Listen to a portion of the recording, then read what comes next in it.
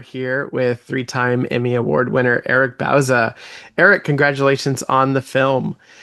I am so grateful that this is finally coming out. How do you feel about it finally getting to see the light of day? Well, Doc, I'm just glad that you took the time to talk to me today. I mean, you could have been doing anything else. He's a father now, so our time is limited. Yeah. Thanks for taking the time and thanks for waiting. I was just saying to 42S that you're the best dressed at the premiere at Comic Con. Your wardrobe it can go toe to toe with my T-shirt collection any day. Uh, Thank you for that, sir. You have an outstanding t-shirt collection, so that's quite a compliment. oh man, I'm like I don't know how my son's gonna go to college. I'm gonna have to sell some of those back to the general public. But yeah, I can't believe we're here now chatting about this in such a different way than we had been in the past. And to know that Yeah. there's even a history or a past of this movie just goes to show how long this it is like the Odyssey. Yeah, Yeah. In many ways. anyway, you know. You know how many suitors there are back at your castle while you've been away? Yeah, yeah, it's crazy. But I'm excited. In general, just for even the Comic Con screening, that was one thing. Uh, Yeah, speaking of that, you were very outspoken about the film getting released, going on stage and release Coyote versus Acme, pounding the podium. And, and I was never invited back to that award show again. It's been 2 years, and I've not. They didn't ask me to present last year or the year before. oh wow. But every time I see them, they thank me. They're like, "Hey, man, thanks for getting the most views out of an FIFA video of the Annies ever." So yeah, what was your reaction when you got to watch the completed film with the audience at Comic-Con? Surreal. Just in one word, surreal. Because Yeah. these are people that have been waiting for it as long as the filmmakers and the people involved. So the true fans that came out because they really really wanted to be there, and some of the lucky few you could see were still getting led through once the film even started.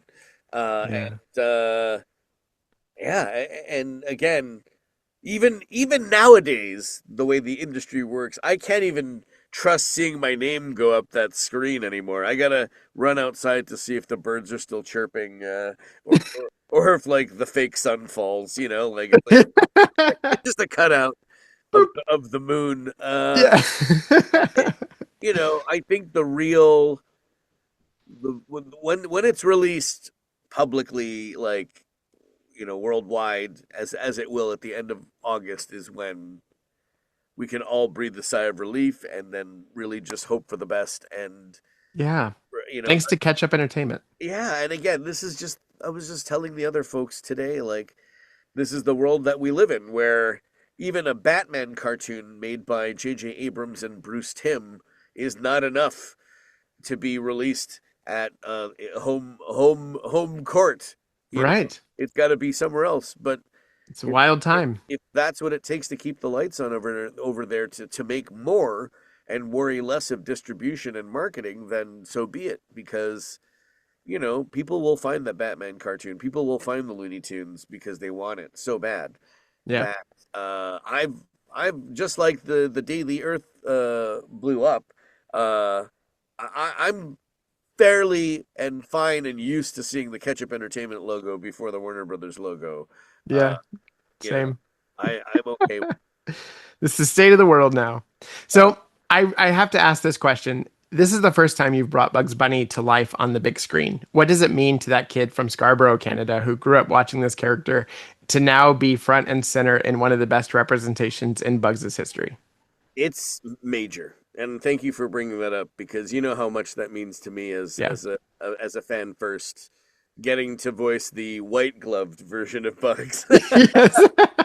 Not to say that yellow glove Bugs wasn't, Nothing against it. but this is like, and his for the most part, I know there are a majority of the film, much like the Chippendales Rescue Rangers movie, Yeah. CG cell shaded animation.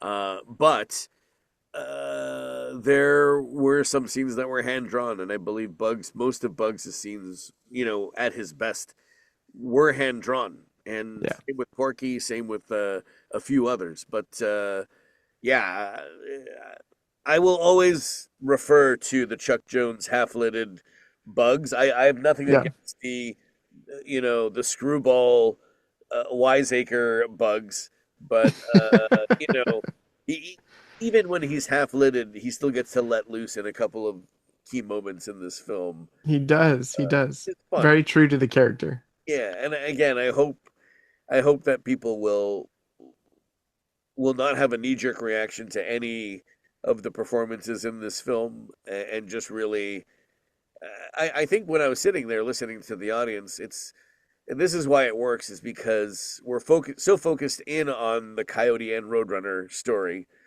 that when you see these other characters appear as cameos, it's like, oh hey, like it's like an episode of Cheers, when Norm walks in. Norm, like, and then it's not just them, but them in the scope of the entire picture and what it means, what dealing with Acme did to them, like Yes. what they went through with the same thing that the Coyote went through that we never really got to witness. So it's interesting. It's a very interesting angle and way to play it.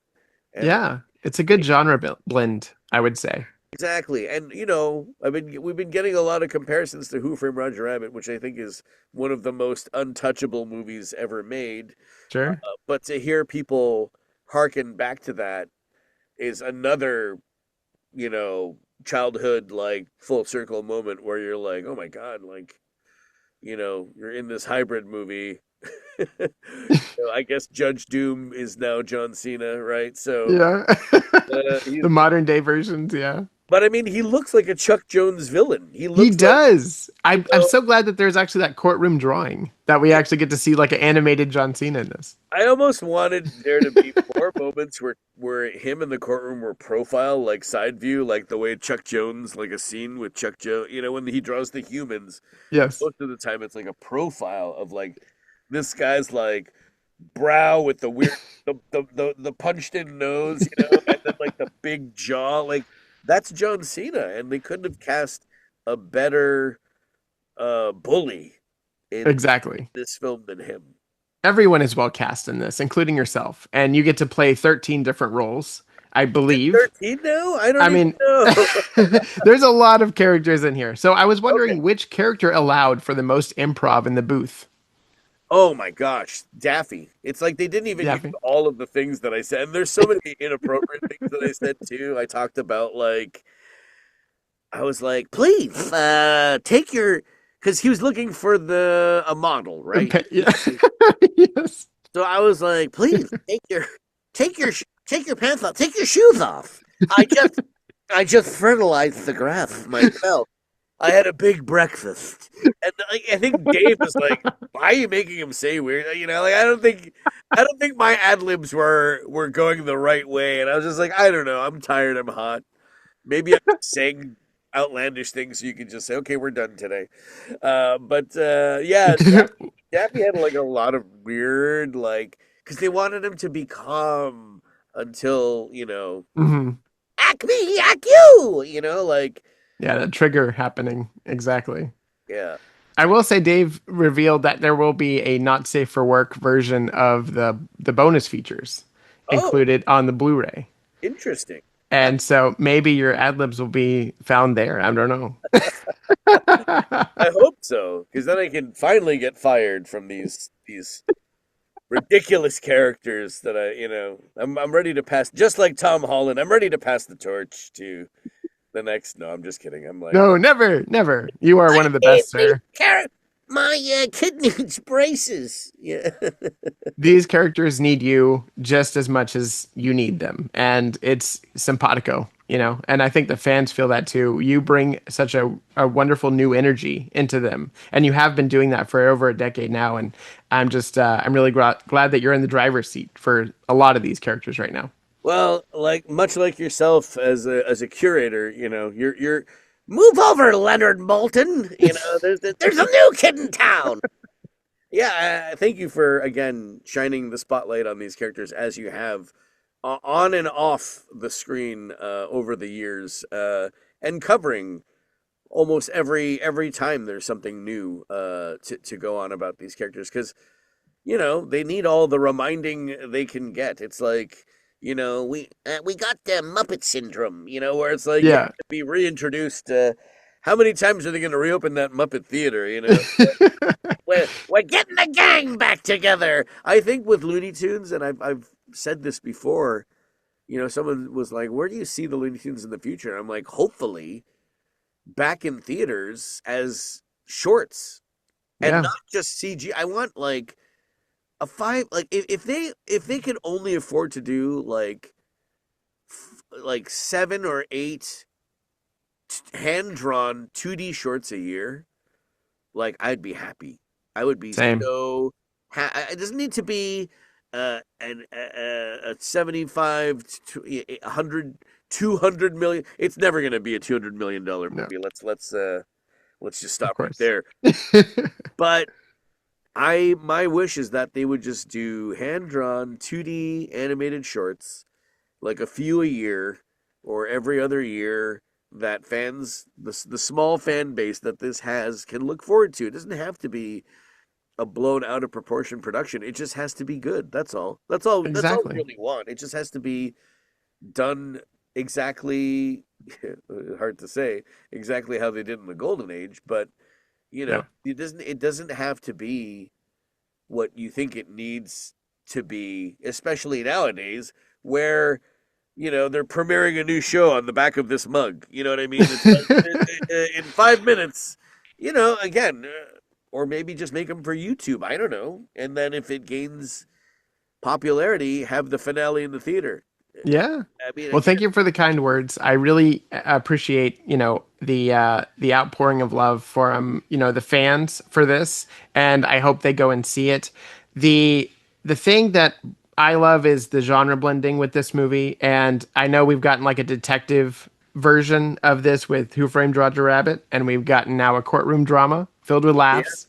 And I'm wondering if there is another genre you want to blend with these characters that you think might Oh, work. I thought like this is all even closer to what we'll ever have with an A24 movie. Like I want to see Obsession with Daffy Duck. I want to. No, I thought we were having a good time. Hello. Why don't you love me the way that I love you? So, can a tune fall in love with a human? I think that's the next yeah. question So that that the I films need to noticed you've answer. been watching my short a lot. What does that mean? You can have this in real life too. uh, Daffy Duck and Obsession would be hilarious, but Oh, absolutely. that's not. Well, that's the thing Looney Tunes does best is parody. And whenever you put them for, set them up for success with a parody in this kind of way, it just works. And If that's what is happening here. If you can have the Duxorcist, Yes. then we can have I want to say the bathrooms instead of the back rooms. But, oh, look at this bathroom! It goes on forever. Oh, look at all that toilet paper. Oh, two-ply. yeah, like the bathrooms with Elmer Fudd. There's a lot that could Hilarious. happen, and that could happen. Like that same Daryl or Darren or Daryl Van Sitter, the Van Sitter shorts of the night. Yes. Daryl Van Sitter. Mhm. It's like have that. Like as a kid, I was so excited, and to see them on the Warner Brothers Shield at the beginning of Gremlins 2. Yes. I mean, have them in odd places in Warner Brothers. Keep them a part of the studio, and have them continue to run amok in other people's cartoons. I like the fact that they're doing animated short in front of Cat in the Hat. Yeah. It fits, and that if that's the future of it, then I say more. And it again doesn't have to be a long form. We can have that once in a blue moon, and that's what will make those movies special.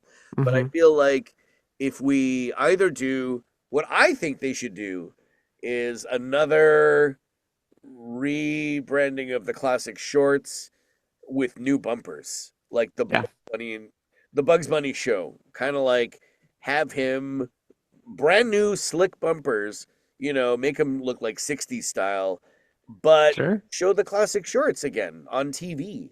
I The know yellow top hat, all that yeah, stuff. I mean, Yeah, just the have smoker's that jacket. song. Yeah. Yeah, exactly. Like have Daffy trying to do a new TikTok dance or something, and he's like, "Anyway, watch the short by Pepe Le Pew. Bye." That's like, I don't know, something silly, but like something to.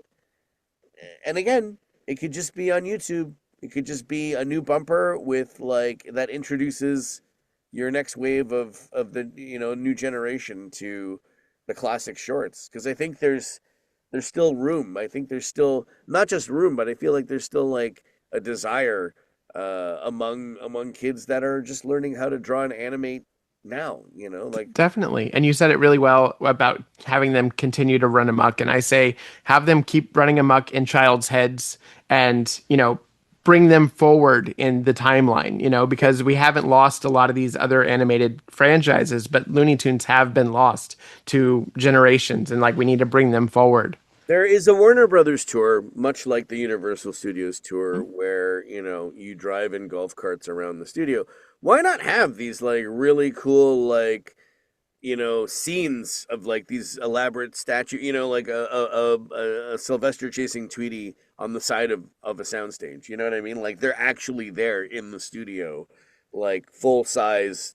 Take all the old Warner Brothers store statues and just glue them to the side of, put them on a roof somewhere. Just make them more present. And I feel like people, not only people who know will know, but it's like people who don't know will go, "Who's that?" I Like agree. as opposed to just keeping them keeping them in the attic when it's only time to pull out the Christmas decorations or the Halloween decorations. It's like Yeah. keep them Well, out. Eric, our time is cut short, so I need to let you go. But thank you so much for giving me the time and spending this interview with me. And check out Coyote vs. Acme, August 28th. Thanks, and say hi to the family for me. And That's all, folks. We're all counting on you. Bye. Only in theaters August 28th.